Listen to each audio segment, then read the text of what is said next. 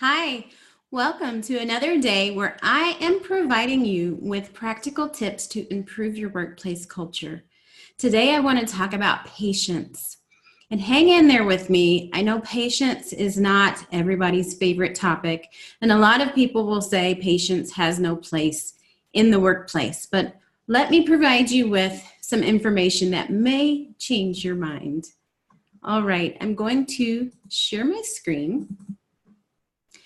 So patience is a virtue, and we know this if you've been around Christianity at all, if you've been listening to anything or watching or reading anything about Aristotle, Plato, Socrates, they talk about patience as a virtue. And I want you to know that this is included in transformational leadership, servant leadership, and spiritual leadership. So if any of those styles resonate with you, keep listening. And for evidence that patience is important, I found some research studies that showed patience can improve quality, especially in manufacturing industries. Because you think about it, if we're in a hurry to do things, the quality may suffer. In fact, Toyota, who created the Six Sigma Lean methodology processes, they came back later and said that they were trying to do things too fast. So there is a balance in how fast we need to be, how impatient we need to be in order to have good quality. Patience has been found to improve long-term productivity, also pleasantness and confidence, especially in an environment that is full of turmoil. If you have a patient leader, that builds confidence because the people around you can see the chaos, but they see that in your soul, in your being, you're patient, and that builds confidence. And ethics. Ethics is probably the main workplace outcome that scholars are using to defend why patience is important in the workplace. And when you think back to things like Enron and various scandals, and you see how leaders were just so quick to make money, so quick to show results, it caused unethical behavior. So if we have more patience, we should have a more ethical environment. In the paper by Ulrich, and if you're watching this on YouTube, I have a LinkedIn case study that shows the citation with Ulrich, but he provides several ways to improve your patience. And he says that we must first look to ourselves. In this, we anticipate the worst case. And that may sound daunting and just not happy, but truly, we need to set our expectations rightly. And in doing this, we first expect, what is the worst case scenario? What could possibly go wrong? What's the worst case? And in doing that, the leader is preparing themselves for worst case situations. It just helps with their patience. It helps that the project will succeed. And it helps to set expectations, to manage expectations properly. When we look at the worst case in a project or in a situation, whatever the outcome is, it usually is much better than the worst case. So in that alone, we're better off. Now, manage expectations. If we provide a task to a new employee and we just expect that they're going to do it with very little instruction, we're not managing expectations very well, are we? So we do need to manage expectations well. Only give the projects to your people that they can actually achieve. It goes back to SMART goals: specific, measurable, attainable. Is this attainable for our person?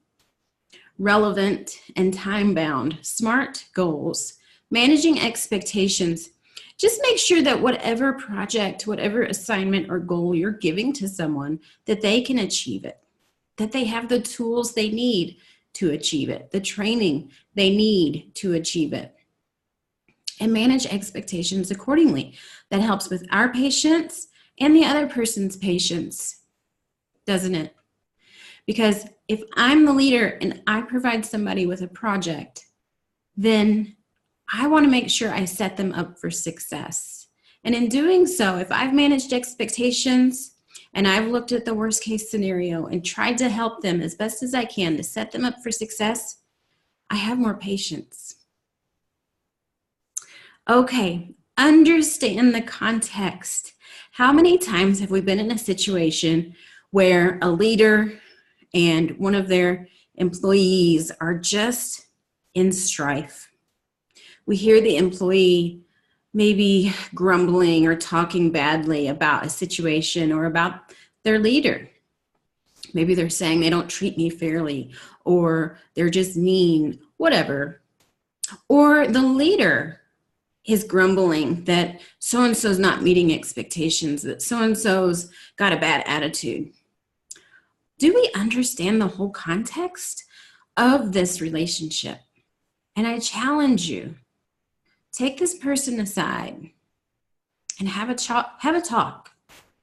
Ask at least 5 whys. Why is this happening? And do this in a respectful way, a loving way.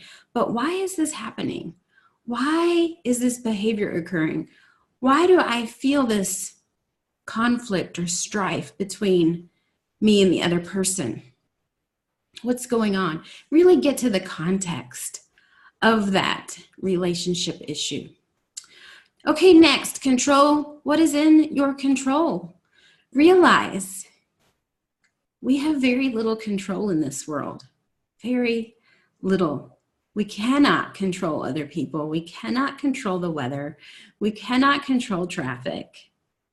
So only worry about that you have full control over, which is very little. And once we realize that, we should have more patience. Okay, linger less. What this means is we shouldn't spend a whole lot of time worrying about the past, stuck in old memories,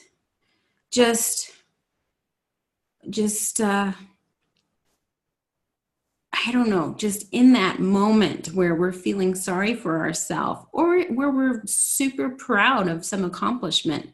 We need to move on, right? And focus more on the future. So it's okay to look to the past. And I do this quite often, actually, because I want to take a look back each day and think what went well, what didn't go well, what can I do better for tomorrow? And that's okay. It's reflection. But when we spend too much time just marinating in the past, it doesn't help our future. Next, separate events versus patterns. And what this means is events are often one-time issues, right? And so if something happened and it didn't go well, think, is it an event or is it a pattern?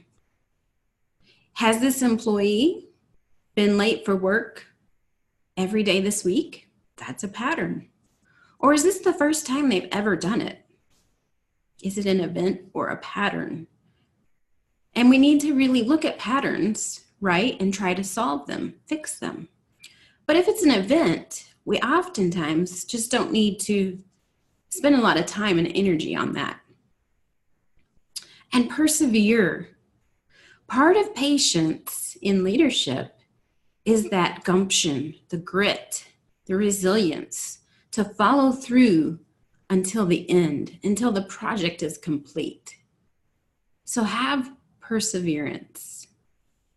Okay, on the next slide, we want to talk about having patience with others. So we just looked at ways to improve patience in yourself. Now, how do we improve patience with others? And Ulrich has 3 ways. First, focus more on what they do rather than what they don't do. So if someone is habitually late, they have a pattern. But what if they're doing amazing work because they're working at home day and night, and they're really knocking their projects out of the water. They have just great work.